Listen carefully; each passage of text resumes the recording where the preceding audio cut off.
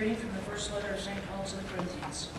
Brothers and sisters, strive eagerly for the greatest spiritual gifts, but I shall show you a more excellent way. If I speak in human angelic tongues, but do not have love, I am a resounding gong or a clashing cymbal. And if I have the gift of prophecy and comprehend all mysteries and all knowledge, if I have all faith as to move mountains, but do not have love, I am nothing. If I give away everything I own, and if I hand my body over so that I may boast, but do not have love, I gain nothing. Love is patient, love is kind. It is not jealous, it is not pompous. It is not inflated, it is not rude. It does not seek its own interests. It is not quick-tempered. It does not brood over injury. It does not rejoice over wrongdoing, but rejoices with the truth. It bears all things, believes all things, hopes all things, endures all things. Love never fails. This is the word of the Lord. Thanks be to God.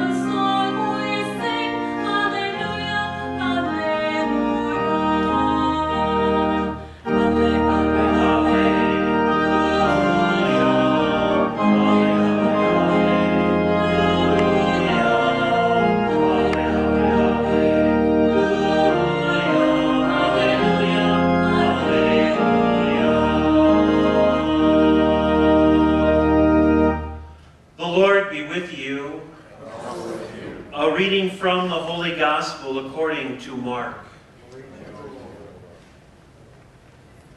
Jesus said, "From the very beginning of creation, God made them male and female. For this reason a man shall leave his father and mother and be joined to his wife, and the two shall become one flesh. So they are no longer two, but one flesh. Therefore, what God has joined together, no human being must separate." My brothers and sisters, the gospel of the Lord.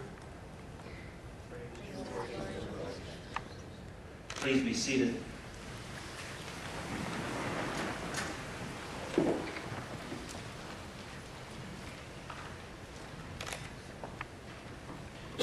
This is the day that the Lord has made, to rejoice, to be glad in the many things that God has done in our lives.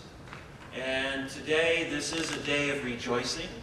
It's a time of coming together in each of the readings that you've selected for your wedding. They speak about creation, they speak about unity and coming together, and God's desire for us to live in partnership, certainly with God and certainly with one another, and as husband and wife, which we will celebrate here in just a few moments. And the second reading today, a reading that many couples choose for their wedding day, but it speaks about Paul's desire for the incredible love of God. The love of God that has the power to endure all things. But it's without love, Paul says, we're nothing. We're nothing more than a noisy gong or a clanging cymbal. But with love, with God's love, it's that love that has the power, as I said, to endure all things but it's the power of, that is patient, it's kind, it brings together, it unifies. That's the love of God that Paul speaks about. It's not a love that in any way makes us puffed up or snobbish or anything like that. But it truly is the love that brings one together.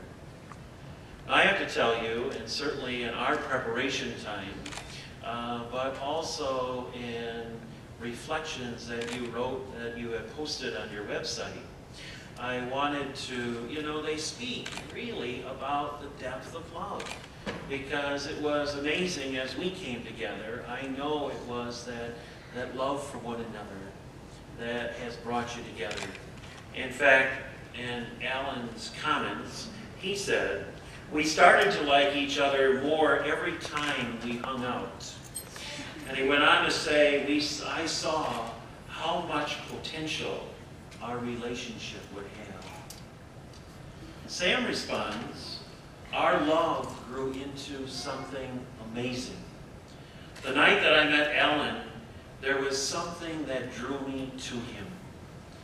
I'm blessed to know someone who knows how to make me laugh and loves me so deeply." Those words that speak of your incredible love for one another. And it's that sense of being drawn to one another, that sense of being fulfilled with one another. Recently, I was with a couple, and it was actually in the context of a funeral. He lost his wife. But he said about her, I thought it was the greatest comment.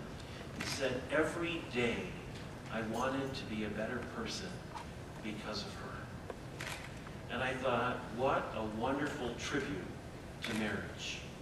That in each day, that desire to be a better person because of one another. And that is certainly the unity that the gospel speaks about, and the unity of love. Alan, in just a few moments, you're going to be saying to Sam, "I take you to be my wife." And Sam's going to respond, "Alan, I take you to be my husband." And it's those words that help to transform you in your lives. And it's that promise and it's that vow that will unite you in that sacrament of marriage. I like to share with couples one of the comments that was made to me on the day I became a priest. One of my priest friends said to me, "This is the day that the church gives you permission to become a priest." And what that's going to look like is going to be what happens every day of your life and what you make it. And it's the same thing that I like to share with you on your wedding day. Because, Alan, it's the church saying to you, you have permission to become a husband. And Sam, in the same way, the church says to you, you have permission to become a wife. And how you become that husband and wife and live that together is going to be how you choose to use and live each one of those days. And I have no crystal ball that in any way tells me what your future is going to be. But I tell you this is the promise that I give to every one of my couples, and that is this, that no matter what you will face in your life, that if you do it together, and you do it in relationship with the God that has brought you together, then this promise is there is nothing that you will not be able to face together. Because God who has brought you together, that wonderful comment that Sam made, we were drawn to one another. That love that drew you together is the love that will continue to grow and help you to live out your life as husband and wife.